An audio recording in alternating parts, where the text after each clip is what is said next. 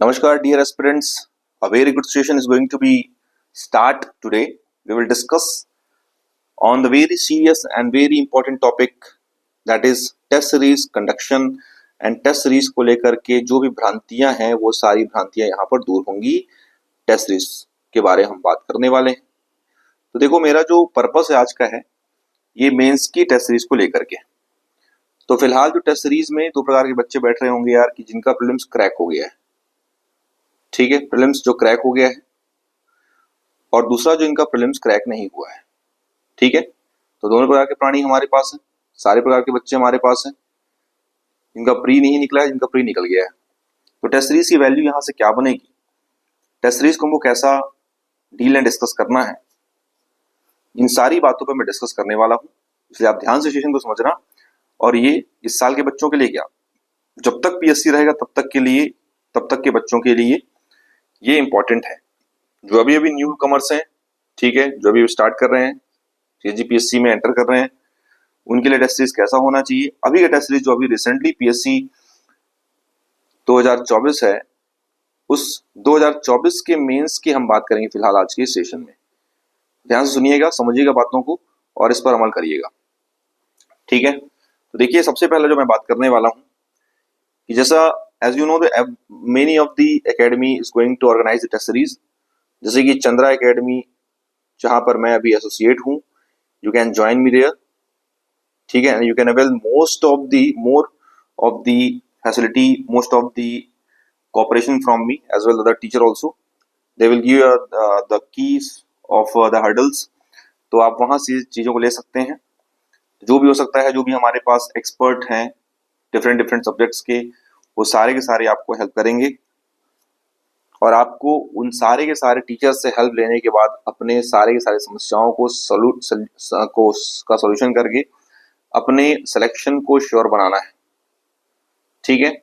तो जहां मैं हूं फिलहाल चंद्रा एकेडमी, जहां पर हम टेस्ट सीरीज ऑर्गेनाइज करा रहे हैं, और ये टेस्ट सीरीज कहीं ना कहीं ये एक रामबाण इलाज सिद्ध होने वाला है सारे बच्चों के लिए। अब आप बोलोगे कि सर यहाँ जुड़े हैं इसलिए आप इसका प्रमोशन करें। नहीं, ऐसा नहीं है। मैं बहुत रेयरली चीजों को प्रमोट करता हूँ। आफ्टर ऑल देखो, सीधी सी बात है, आपके स्टूडेंट गुडविल की बात है, ठीक है। तो इनका भला होना चाहिए, इसलिए मैं इस टेस्ट सीरीज जो कि कहीं ना कहीं that is unanimously accepted by the many of the toppers, जितने सिलेक्ट हुए हैं सारे के सारे सिलेक्टेड लोगों के जो रिव्यूज है उन बेसिस पर मैं इसको प्रेफर करता हूं। आप बिल्कुल इसका बेनिफिट लीजिए, बिकॉज इनकी अपनी एक टेक्निकल टीम है, ठीक है। वो सारा का सारा चीजों को कंडक्ट कराती है, and question paper that is made by the experts also, teachers involvement also there. तो आपको चीजों को ध्यान में रखना है, ठीक है। जो मैं बातें कह रहा हूँ, ये तो बात हुई कि where you can join test series. बाकी अपनी सुटेबिलिटी भी होती है। As an ethical responsibility of mine I put up my best of source. तो हम आगे चलते हैं, बातों को करेंगे। तो जितने संस्थान में टेस्ट सीरीज आप ज्वाइन करते हो, तो उसमें विशेष बातें ध्यान के रखनी कि भाई शेड्यूल, ठीक है। अभी अभी आपने तैयारी स्टार्ट की और प्रिपरेशन स्टार्ट करने के साथ ही टेस्ट सीरीज का आ गया, शेड्यूल आ गया। तो शेड्यूल भी दो प्रकार का होता है। एक तो जो एकेडमी का टेस्ट, एकेडमी का जो हमारे पास शेड्यूल है, एक आपको खुद का शेड्यूल होगा। अब ऐसे में दिस वर्सेस दिस, ज्वाइन करें कि नहीं करें टेस्ट सीरीज को, टेस्ट सीरीज ज्वाइन करना ही नहीं करना है। तो पहला सवाल तो भैया देखो, इसको टेस्ट सीरीज ज्वाइन करना ही है, नहीं का सवाल उठता ही नहीं है। ज्वाइन करना है, रीजन इसलिए बता दे रहा हूं क्योंकि कोई कितना भी कह ले, जिसने टॉप भी किया हो, कभी टॉपर रहा हो, ध्यान रखें वो टॉपर भी टीचर के ही पालने में पल के आगे बैठा होगा, ठीक है। क्लियर है, टीचर के अपने अपने व्यूज होते हैं, सबने अपने टीचर्स ऑप्ट किए हैं, तो सबने टेस्ट सीरीज का रास्ता अपनाया है, कोई कितना भी कह ले। इसलिए test series that is a must process, आपको इसको ज्वाइन करना ही है। बट समस्या क्या आएगी कि जो एकेडमी का शेड्यूल है वो आपके शेड्यूल से मैच नहीं होगा, ठीक है ना। मैं जो सेल्फ शेड्यूल वाले होंगे, कुछ एकदम न्यू कमर्स होंगे, कुछ एक्सपीरियंस होल्डर होंगे, ठीक है, जो just they about to select, कहने का मतलब है जो सिलेक्टेड लोग हैं अब उन पे मैं ज्यादा बात तो नहीं करूँ बिकॉज सेलेक्ट हो चुके, उनको ऑलरेडी उनकी अपनी अपना पाथवे है। बट जो एक्सपीरियंस होल्डर हैं but they are not get selected, but जो न्यू कमर्स हैं उनके लिए ये बात, इन दोनों प्रकार के लिए, जो एक्सपीरियंस होल्डर तो हैं आज तक लेकिन उन्होंने मेंस क्रैक नहीं किया है, लेकिन जो नए नए बच्चे हैं उनके लिए ये दोनों प्रकार के बच्चों के लिए सेशन इंपॉर्टेंट होने वाला है। ठीक है, तो देखो जो आपका शेड्यूल है ज्वाइन करना है मैं पहले बता दिया हूं, उसके पीछे रीजन बता रहा हूं क्योंकि एक सिस्टमेटिक, ठीक है ना, सिस्टमेटिक जो आपके पास अप्रोच रहेगा ना, जो प्लान रहेगा, जिसका अप्रोच रहेगा, वो अप्रोच आप लगाइए टेस्ट सीरीज के माध्यम से। ठीक, क्योंकि बिना टेस्ट सीरीज के यार मैं सीधे एग्जाम में बैठूंगा ना, ऐसा नहीं है। फायदे ये है कि एग्जाम में सीधा बैठेंगे, नुकसान क्या होगा कि आपके पास जो इस सीरीज है ना, सीरीज के बेनिफिट्स क्या क्या है। एक तो शेड्यूल मिल जाता है, दूसरा स्पीड मेंटेन हो जाती है, तीसरा प्रैक्टिस मेंटेन हो जाता है, फिर आपके लूप होल्स आपको मिल जाते हैं कि भैया कहाँ कहाँ वीक पॉइंट्स हैं। ठीक है, ये सब मिल जाएगा आपको। साथ ही साथ आपको ये भी मिल जाएगा कि यार वीक पॉइंट्स के जो सॉल्यूशन मिल जाएंगे, आपको सॉल्यूशन मिल जाएंगे कि कहाँ कहाँ काम करना है। ठीक है, एक सिस्टमेटिक अप्रोच ये आपको मिल जाएगा कि भाई कहाँ कहाँ कितना खपत करना है अपने को। ये मेजर बेनिफिट्स आपको टेस्ट सीरीज से मिलते हैं जो आपको बिल्कुल एग्जाम तक पहुंचाएंगे। नहीं तो क्या होगा, जो टेस्ट सीरीज ज्वाइन नहीं करते हैं उनकी समस्या क्या होती है, वो केवल पढ़ते रहते हैं। जो ज्वाइन नहीं करते हैं वो केवल पढ़ते रहेंगे, ओनली रीड, नो प्रैक्टिस। भाई प्री नहीं है, टिक नहीं मारना है, आपको लिखना है चीजों को। दैट्स वाई मैं कह रहा हूँ कि प्रैक्टिस, उसको लिखने के लिए टेस्ट सीरीज का आपको बेनिफिट, टेस्ट सीरीज आपको ऑप्ट करना ही पड़ेगा। तो मैं बात कर रहा था कि आपकी अपने शेड्यूल और आपके एकेडमिक शेड्यूल जहां पे आप जुड़ने वाले हैं वहां पे डिफरेंस बहुत सारा होगा। पहले एकेडमी क्या करता है, सेक्शनल टॉपिक उठाता है, ठीक है ना, और आप अपने पसंदीदा टॉपिक उठाते हैं। ध्यान रखना, पसंदीदा टॉपिक मतलब कि जो इजी लगता होगा। तो इजी टॉपिक्स को उठाते ठीक बात है, बट साथ में कुछ ऐसे टॉपिक उठाइए जो टफ है। टफ कहने का मतलब कि जैसे कि जो फिलॉसफी वगैरह है, सोशियोलॉजी है, पेपर 7 के पार्ट 1 एंड पार्ट 2 है, पार्ट 3 तो बहुत सरल है। तो फिर ये क्या है, कहीं ना कहीं ये पसंदीदा टॉपिक्स है। टॉपिक्स में इजी टॉपिक को आपको उठाना है, लेकिन साथ में टफ को भी उठाना है, इनमें से एक। तो जो सेक्शनल लेकिन जो एकेडमी क्या बनाती है कि एकेडमी जो टॉपिक बनाती है वो पहले तो आपको टॉपिक वाइज टेस्ट लेगी।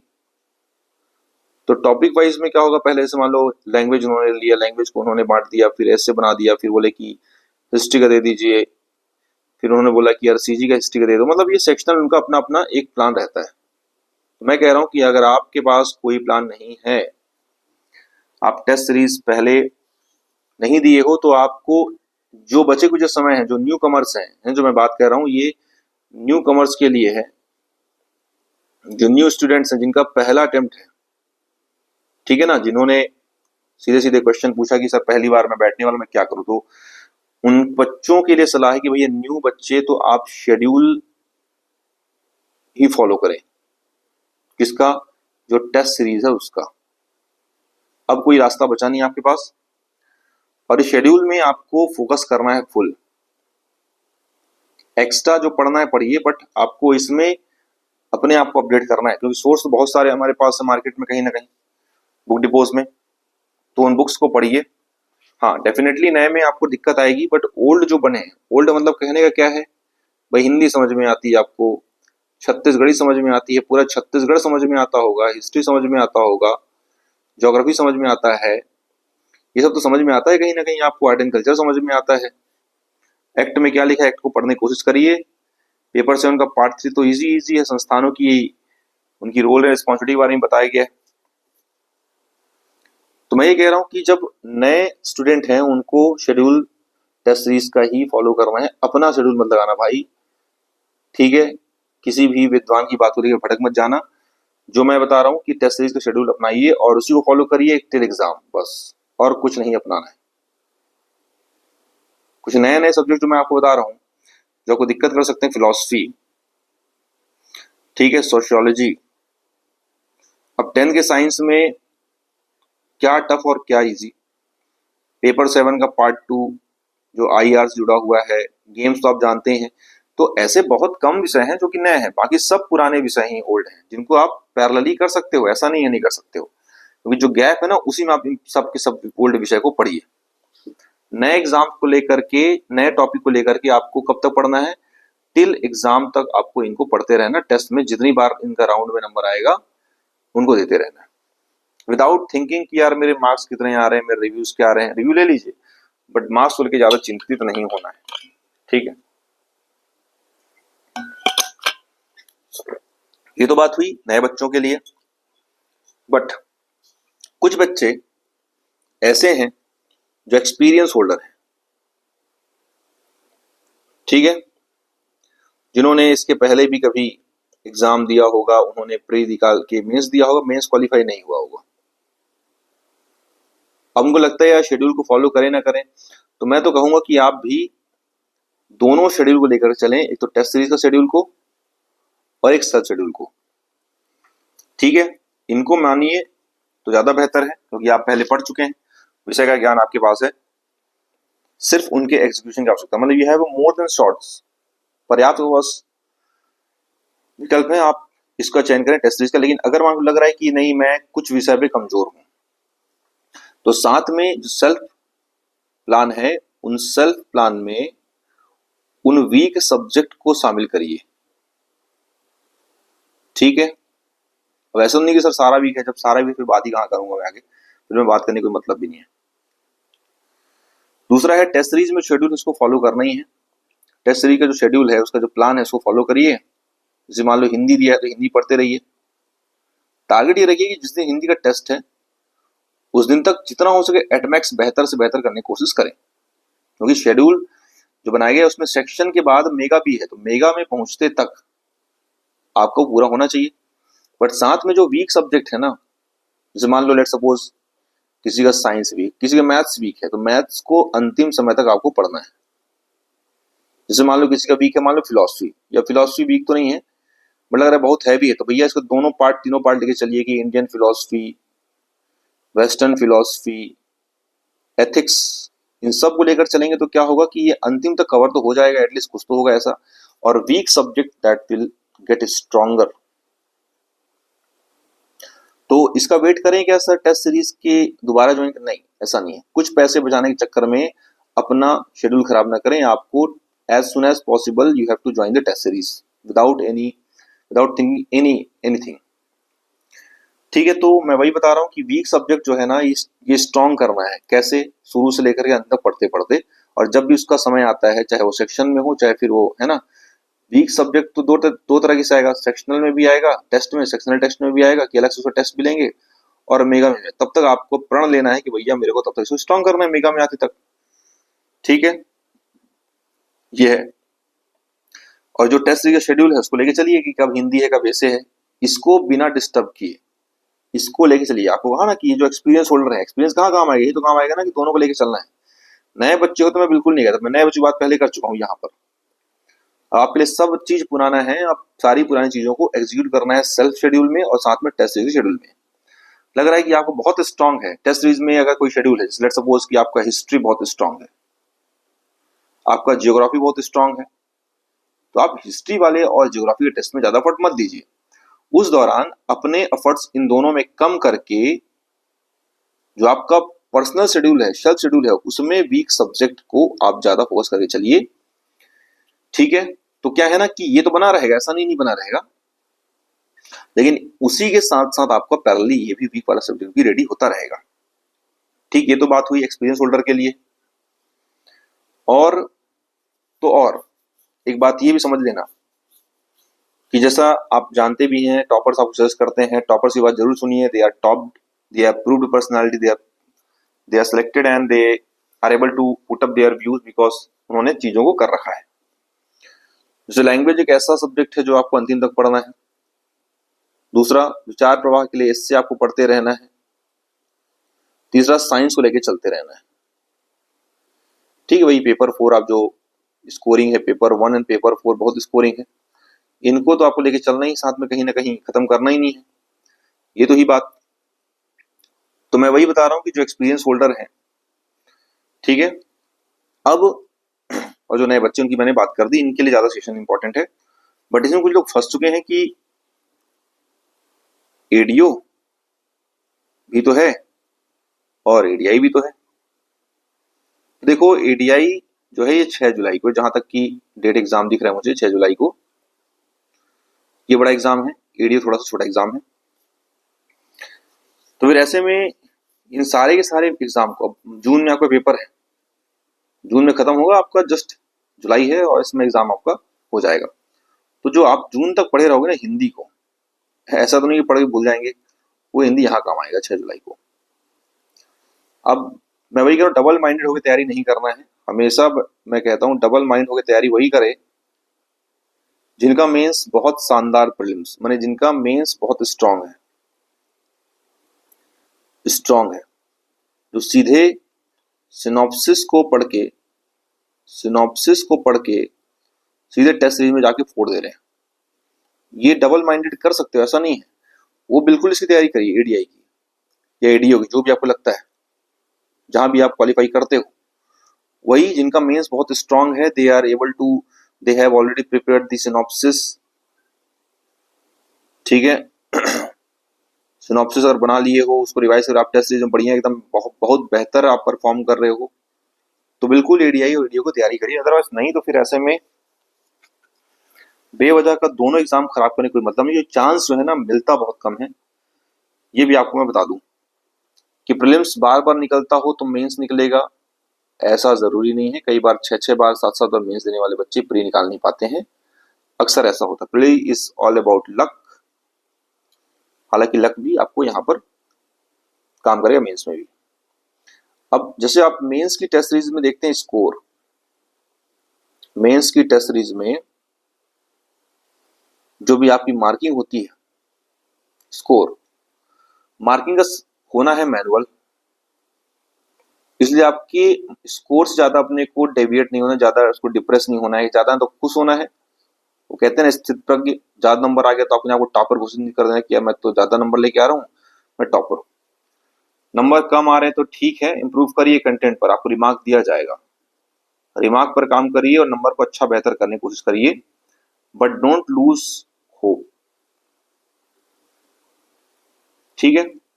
आप अपने होप को लूज मत करिए, नंबर का हमारा छोड़ते चलेगा नहीं, आप लास्ट तक चलिए। लिखना है 3 घंटे तक, लिखने के लायक कंटेंट हमको रेडी करना है। तो ये मेंस टेस्ट सीरीज के नंबर को लेकर अभी मैं आपको बता दिया, ठीक। तो ये बातें उन सारे बच्चों के जो टेस्ट सीरीज अवेल करने वाले हैं, टेस्ट सीरीज करना ही है, ज्वाइन करना है, इसमें कोई दिक्कत वाली बात नहीं है, इसमें कोई दो मत वाली बात नहीं है।